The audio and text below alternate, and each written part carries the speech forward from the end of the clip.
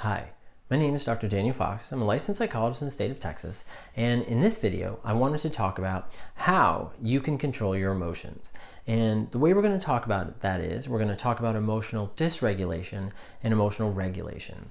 And as we go through it, we're going to talk about this emotional cycle that folks go through, and I'm going to provide you with some skills and some tips to help you sort of explore where some of that emotional dysregulation is going on. And I'm going to also provide you with some specific tools, as well as handouts and worksheets that are associated with this video that will be in the comments section to help you as well, so that you can identify where you are, where your emotions are. And we're going to use a thermometer, an emotional thermometer for that. And then I'm also going to give you another tool that is a stoplight exercise, and a tool that you can use to determine should you stop, process, or go in engaging in your behavior. So let's first start the video. And what we're going to do is we're going to first start out, we're going to talk about emotional dysregulation. Now, a lot of my videos center around borderline personality disorder. Emotional dysregulation is a big part of borderline personality disorder, but it's also a big part of other mental health disorders and other issues as well. So it's also involved in anxiety, depression, some psychosis, dissociation, other types of issues as well. So this is really one of those broad exercise videos that really applies to a lot of different individuals dealing with a lot of different issues. So let's talk about emotional dysregulation. Now, emotional dysregulation, it's associated with a lot of maladaptive beliefs, behaviors, and patterns. And these beliefs, behaviors, and patterns that sort of kick off this emotional dysregulation tends to be associated with what I refer to as core content. Now, core content is the underlying factors that set off this massive emotional response, or these massive emotions that can be overwhelming and that drive you to engage in these maladaptive beliefs, behaviors, and patterns. So it's important that you understand what that emotional dysregulation is, which we get into in just a moment. Since we talked about emotional dysregulation, what about emotion regulation? Now, this term is typically used to describe someone's ability to effectively manage their own emotions, right? And to manage their emotions within particular situations or under different circumstances. And now, a lot of people, they unconsciously, and all of us, use emotional regulation skills and tools every day. And whether it's in the grocery store that's busy, or whether you're picking up your child from school, or you're having a conference with your boss, or you're applying for a job, or you're dealing with mom, dad, brother, sister, cousin, whatever it may be. And we use these emotional strategies, and some are healthy and some are not, and some are self-sabotaging and some are very destructive, and we're going to talk about those a little bit in just a second. So when we talk about emotional regulation, so with these variety of skills, that using these healthy skills such as like walking, mindfulness, taking a break, distraction, a lot of these skills are very helpful in controlling that emotional response, those emotions that you're experiencing. And it provides emotion regulation. So you use these skills to regulate your emotions, okay, and how you respond. Okay? So what I want to do is I want to show you the emotional cycle. And I'll put that up now. And when you look at the emotional cycle, okay, you first see that it starts out with a situation. Okay. And that situation can be a trigger or problems, perceived insults or hurts. And that goes into then my thoughts, which of course would be your thoughts. You would be reading this and you would say that he or she is going to hurt me. This belief someone else is going to harm you, leave you, abandon you, leave you feeling empty, whatever it may be, which flows into your own emotions. And this becomes that emotional response, which can be anxiety, sadness, depression, fear, sense of worthlessness, feeling invisible, unnoticed. Now, these emotions then prompt particular behaviors. Now, those behaviors, that can be you isolate yourself, you attack yourself or others, you act out towards yourself and others. So you're engaging in these maladaptive patterns. And what happens is that once you engage in this behavior, your body has a reaction. And it can be a fatigue, it can be lethargy, you're out of energy, it can be a loss of appetite. There's a lot of things that happen. And what happens is once you expel this energy, the reward is your emotions then turn down because you've put out these emotions. And then what happens is in the next situation, the cycle just continues. And if you don't learn or use appropriate or healthy emotion regulation strategies, you continue this cycle of maladaptive beliefs, behaviors, and patterns that becomes destructive for yourself and others, and makes it really harder to sort of get through each day and kind of live your life as best you can and achieve the things that you want to achieve, which is the purpose of all of my videos, is to empower people so that they can get or create the best life that they can. And let's kind of explore these situations, just some questions that as you look at, I'll put it back up, the diagram of emotional cycle, and some questions to ask yourself. So you would ask yourself, what specific thoughts trigger the most negative emotions for me? Now, this could be your core content, which could be worthlessness, fear of abandonment, emptiness, whatever that may be. Now, another question is, which emotions are hardest for me to tolerate? Have you ever thought about that? Which emotions are the most difficult for you to manage and deal with? Is it hate? Is it love? Is it tenderness? Sometimes when people show kindness, but they don't think they're worth it, they feel a lot of guilt, so then they respond in a very negative and intensely emotional way. Could be anger. Some people don't tolerate anger very well. Other questions to ask yourself: which emotions are easiest for me to tolerate? Which ones are okay? Which ones can you tolerate? How about what behaviors do I tend to use to calm down the feelings? And this is where we get into what are some of your adaptive strategies? What behaviors do you do that help you turn down your emotions? Okay? Now that's a really important one to be aware of, because we want to build on those. We want to build on those healthy strategies. Another one would be, how well do these work in the short and long term? Okay? Do I want to use these behaviors? Because what you want to do is you want to try to find particular strategies that reinforce positive outcomes for the short term and the long term. A lot of maladaptive patterns are present because they give short-term rewards. Now, there are long-term consequences, but somewhere in our brain, we believe that continuous short-term rewards is a long-term benefit. And it's really not, because a lot of those long-term issues fall into a lot of self-injury and self-harm and substance abuse. Now, with that self-injury and substance abuse, that these of course are unhealthy coping strategies, right? These are things that don't help you. And these unhealthy coping strategies, they have those long-term consequences associated with them. If it's substance abuse, it can be addiction. If it's self-harm, it can be wounds, injuries, scars, frightening away people maybe who want to help you, who want to be there in your life, but it's too intense for them, so they self-select out.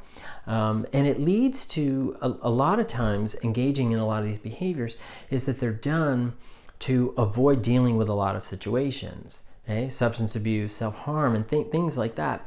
So what happens is that a lot of these situations that you're using these maladaptive behaviors and this emotional dysregulation kicks up, is that eventually you're going to have to deal with these situations, whether it's drugs or alcohol or self-harm, is that you're going to have to find ways to best manage it in a way that is effective. Because in some cases, regretfully, there can be very, very severe long-term consequences. When we get involved with those long-term consequences, we want to get out of them. And that goes back to the best way to deal with them is not to get in them at all, is to replace those unhealthy strategies with positive ones. And that goes back to our questions. Other questions that you can ask yourself is, what are some of those underlying beliefs about yourself, about myself, others, all right, or life in general, that tend to most strongly perpetuate those negative cycles, right? So what are those things that we're engaging in that is continuing this negative emotional cycle, since we're talking about emotions today and affective regulation, right? And then on the other side, what about the thoughts and beliefs do I engage in that assist me most in getting positive feelings? And what are those things? Right? What are the things that you engage in that you get the most positive feelings, that you feel good about yourself, that you feel a sense of accomplishment, that you notice the things that you're able to do? And you got to give yourself credit for those things too. You can't just rebuke yourself for the negatives, right? You also have to recognize your positives too. You have to be fair with yourself too. That's important. Now, I want to give you some additional tips as well on regulating emotions. Some of the things you can do is you got to take care of your physical needs, right? Your physical self. And sleep is so important. It is important to get a good night's rest. And sleep for us, particularly with those with borderline personality disorder, irregular restless sleep is not uncommon. If folks are interested, I can certainly do a video on sleep and sleep hygiene and ways and things that you can do to help yourself sleep a little bit better. But sleep is, of course, very, very important. You want to engage in activities that give you this sense of achievement. Well, what is that? It's doing one positive thing every day, okay, that gives you that sense of achievement and commitment. And for some folks, they're like, well, there's nothing. I don't have anything. Well, sometimes it can be that you're driving, right, and you let someone in.